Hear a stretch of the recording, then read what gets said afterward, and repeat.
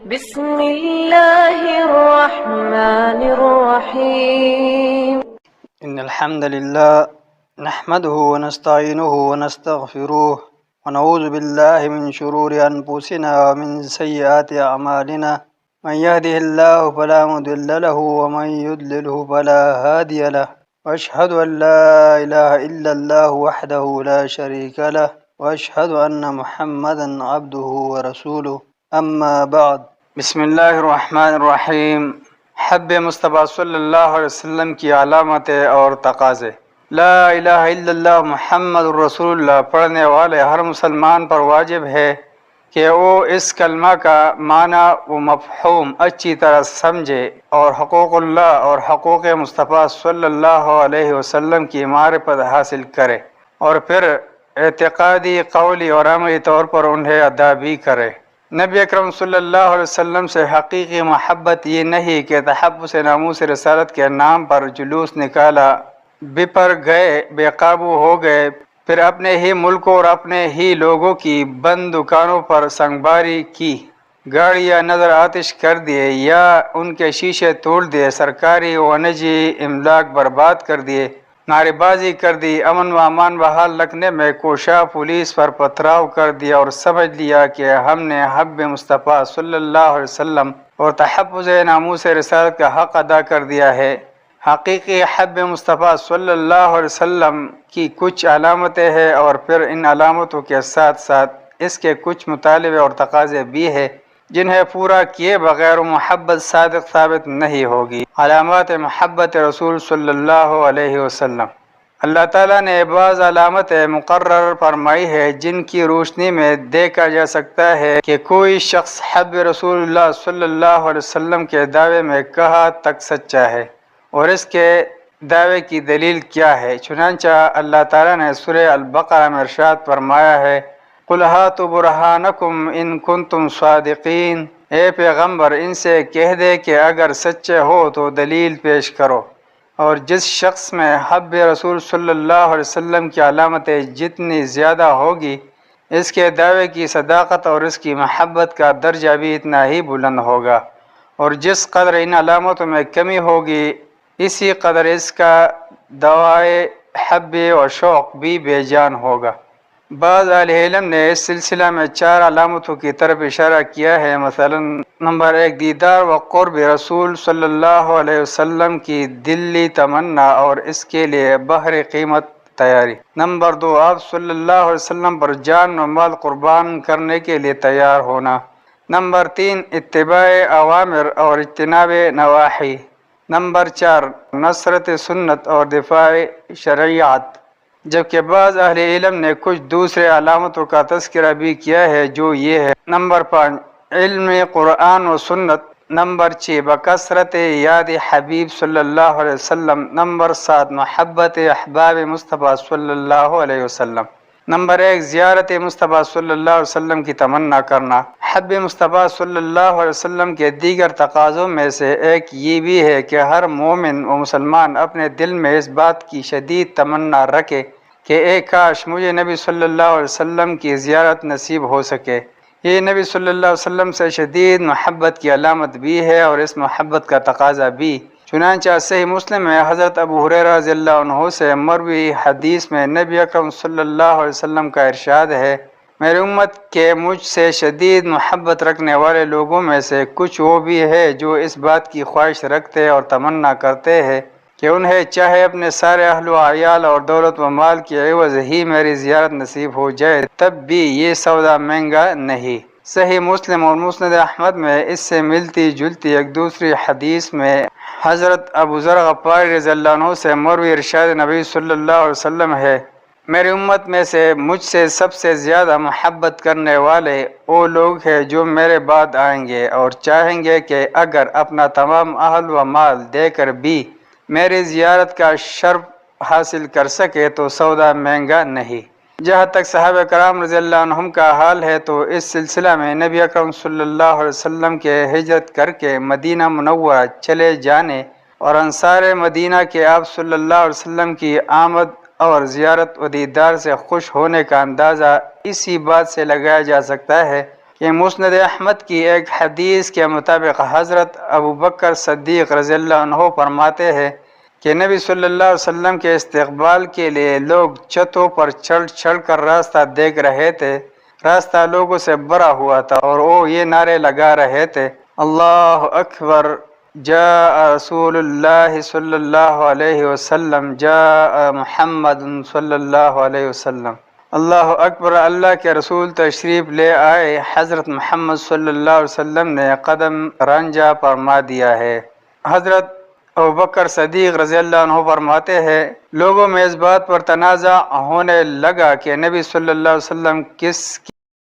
میں آئے، جبکہ حضرت انس رضی اللہ عنہ فرماتے ہیں، میں نے اتنا روشن اور خوبصورت دوسرا کوئی دن نہیں دیکھا جتنا نبی صلی اللہ علیہ وسلم اور حضرت ابوبکر صدیق رضی اللہ عنہ کی مدینہ آمد کا دن تھا۔ اسی طرح صحیح بخاری میں حضرت براء بن عازب رضی اللہ عنہ فرماتے ہیں، میں نے اہل مدینہ کو اتنا خوش کبھی نہیں دیکھا جتنے خوش وہ اس دن تھے جس دن نبی اکرم صلی اللہ علیہ وسلم مدینہ منورہ تشریف لائے تھے۔ نمبر 2، اطاعت و اتباع رسول صلی اللہ علیہ وسلم۔ نبی اکرم صلی اللہ علیہ وسلم سے محبت و تعلق خاطر کی علامات میں سے ایک نشانی یہ ہے کہ محبت کا دعویٰ کرنے والا شخص نبی اکرم صلی اللہ علیہ وسلم کی اتباع و پیروی کرنے والا، آپ صلی اللہ علیہ وسلم کی شرعیت پر چلنے والا، آپ صلی اللہ علیہ وسلم کے منہج کو اختیار کرنے والا اور آپ صلی اللہ علیہ وسلم کی سنتوں کی اقتداء کرنے والا ہو۔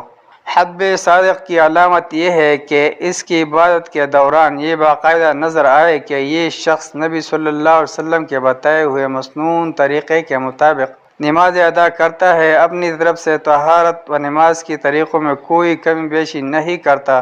اور نہ ہی محض لوگوں کے ڈر سے سنتوں کو ترک کرتا اور اپنوں کے دباؤ میں آ کر بدعات و خرافات اور ناجائز امور کا ارتکاب کرتا ہے۔ ہماری شادی، بیاہ اور پیدائش و اموات کے مواقع ہماری حب رسول صلی اللہ علیہ وسلم کی صداقت کی قلعی کھول دیتے ہیں۔ اسی طرح کئی خود ساختہ تہوار اور بعض کافروں کی نقالی میں منائے جانے والے میلے ٹیلے، کھیل تماشے اور رنگ ریلیاں بھی ہمارے حب رسول صلی اللہ علیہ وسلم کا بخوبی پتہ بتا دیتی ہے۔ نمازوں کی طرح روزے میں نبی صلی اللہ علیہ وسلم کے عمل و طریقہ کو اپنایا جائے اور لوگوں کے ساتھ معاملہ کرنے میں بھی نبی صلی اللہ علیہ وسلم کو اپنا اسوہ اور نمونہ بنایا جائے۔ غرض ہر کام آپ صلی اللہ علیہ وسلم کی لائی ہوئی شرعیت کے مطابق کیا جائے اور ہر قدم آپ صلی اللہ علیہ وسلم کی سنت کی روشنی میں اٹھایا جائے۔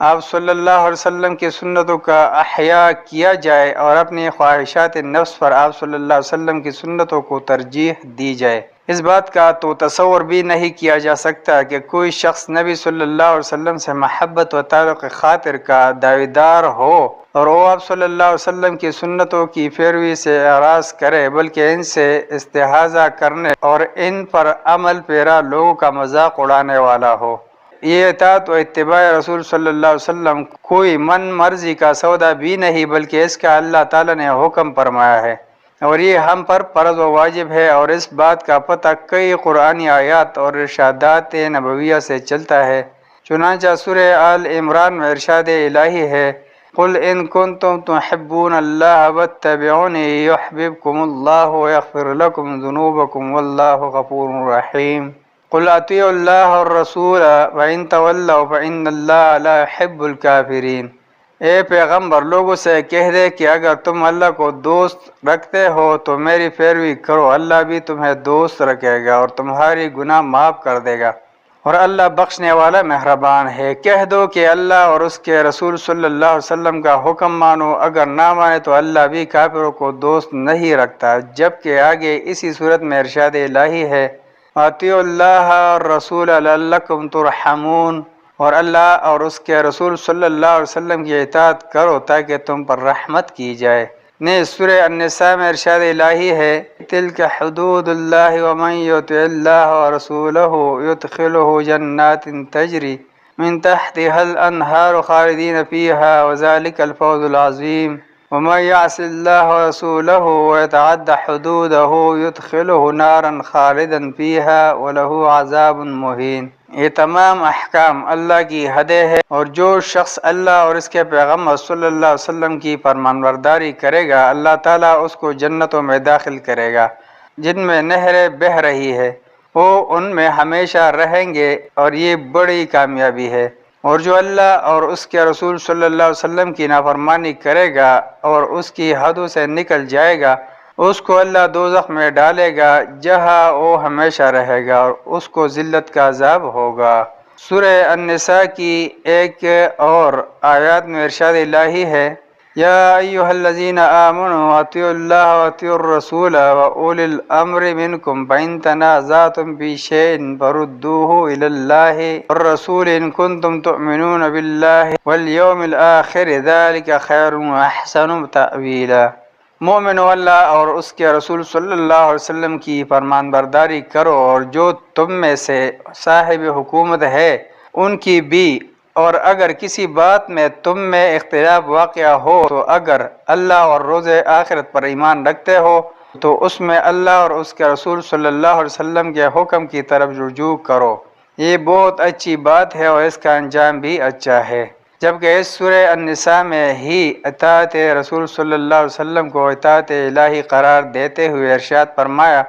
من یطع الرسول فقد اطاع اللہ ومن تولى فما ارسلناک علیہم حفیظا۔ جو شخص رسول کی فرمانبرداری کرے گا تو بے شک اس نے اللہ کی فرمانبرداری کی، اور جو نافرمانی کرے تو اے پیغمبر آپ کو ہم نے ان کا نگہبان بنا کر نہیں بھیجا۔ آگے چل کر سورہ الانفال کی آیات 20 میں ارشاد باری تعالیٰ ہے، یا ایھا الذین آمنوا اطیعوا اللہ ورسولہ ولا تولوا عنہ وانتم تسمعون۔ اے ایمان والو، اللہ اور اس کے رسول صلی اللہ علیہ وسلم کے حکم پر چلو اور اس سے روگردانی نہ کرو حالانکہ تم سنتے ہو۔ سورہ الاحزاب میں ارشاد ربانی ہے، یا ایھا الذین آمنوا اتقوا اللہ وقولوا قولا سدیدا یصلح لکم اعمالکم ویغفر لکم ذنوبکم ومن یطع اللہ ورسولہ فقد فاز فوزا عظیما۔ مومنو، اللہ سے ڈرا کرو اور بات سیدھی کہا کرو، وہ تمہارے اعمال درست کر دے گا اور تمہارے گناہ بخش دے گا، اور جو شخص اللہ اور اس کے رسول صلی اللہ علیہ وسلم کی فرمانبرداری کرے گا تو بے شک بڑی مراد پائے گا۔ سورہ محمد میں ارشاد الہی ہے، یا ایھا الذین آمنوا اطیعوا اللہ واطیعوا الرسول ولا تبطلوا اعمالکم۔ مومنو، اللہ کا ارشاد مانو اور پیغمبر کی فرمان برداری کرو اور اپنے اعمال کو ضائع نہ ہونے دو۔ نبی اکرم صلی اللہ علیہ وسلم کی اطاعت و پیروی کے اس حکم و وجوب پر ہی بس نہیں، بلکہ قرآن کریم میں ایک جگہ اللہ تعالیٰ نے نبی صلی اللہ علیہ وسلم کے احکام و اوامر کی نافرمانی کرنے والوں کو سخت وعید فرمائی ہے اور آفت و فتنہ اور عذاب علیم کی خبر دی ہے۔ چنانچہ سورہ النور میں ارشاد الہی ہے، لا تجعلوا دعاء الرسول بینکم کدعاء بعضکم بعضا قد یعلم اللہ الذین یتسللون منکم لواذا فلیحذر الذین یخالفون عن امرہ ان تصیبہم فتنۃ او یصیبہم عذاب علیم۔ مومنو، پیغمبر کے بلانے کو ایسا خیال نہ کرنا جیسا تم آپس میں ایک دوسرے کو بلاتے ہو، بے شک اللہ کو یہ لوگ معلوم ہے جو تم میں سے آنکھ بچھا کر چل دیتے ہیں، تو جو لوگ ان کے حکم کی مخالفت کرتے ہیں ان کو ڈرنا چاہیے کہ ایسا نہ ہو کہ ان پر کوئی آفت پڑ جائے یا تکلیف دینے والا عذاب نازل ہو۔